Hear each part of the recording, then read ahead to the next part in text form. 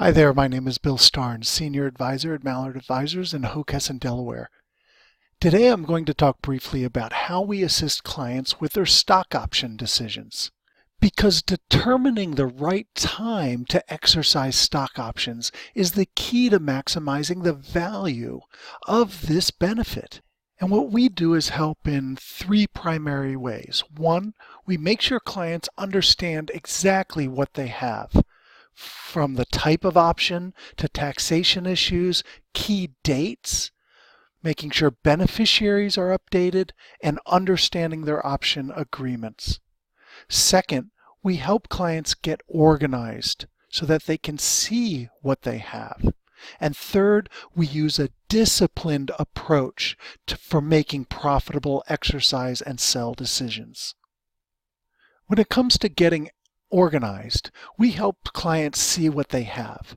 For example, with non-qualified options, some of those may be vested and in the money, and it's helpful to see when these and to group these for clients when they expire, that these are expiring in 2019, 20, 21, and 22, and what those exercise prices are.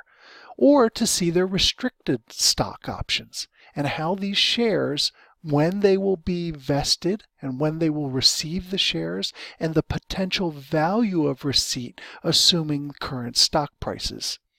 Or, getting a little deeper, we may want to see all of the grants, the type of grants, the current value, the profit before tax, and the estimated tax.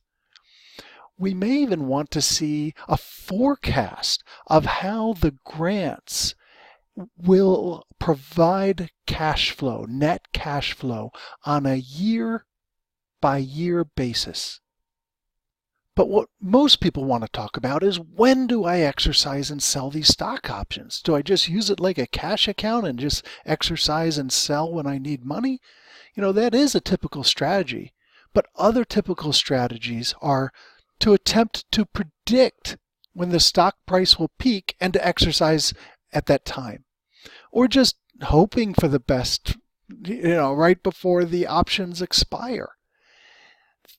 However, a better approach would be more disciplined.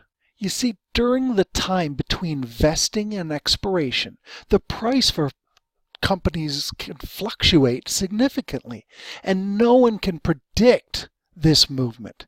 And since no one can predict the movement of a stock price, especially in the short term, it's important to have a disciplined approach for making profitable exercise and sell decisions. And the secret is driven by three main variables that affect the value of stock options. First, it's the length of time until expiration. Second is, how much are they in the money? And third, how volatile is the stock? The interaction of these factors is complex, but there's a widely accepted method that uses them to calculate the full value of a stock option. It's called the Black-Scholes formula. And if you divide the time value of the options by the Black-Scholes value and express it as a percentage, the resulting ratio represents the risk-reward trade-off of holding the options versus exercising and selling them. So this ratio has been coined the insight ratio because it provides insight into determining when to exercise. It is used to calculate to what extent the stock options have realized their theoretical expected value. And here is an example of the calculated insight ratios for a variety of granted stock options, non-qualified stock options.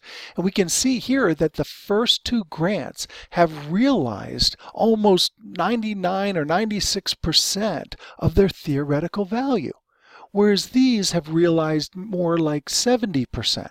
So we know, if we're using a disciplined approach, considering exercising when the insight ratio reaches 20%, then we can eliminate guessing. So our strategy has nothing to do with prediction of changes in the stock prices. Instead, we monitor the insight ratio and allow that objective measure to help with the timing decisions. But the bottom line is it's so important to understand what you have, get them organized, and use a disciplined approach when it comes to exercising and selling stock options. Thanks a lot for listening.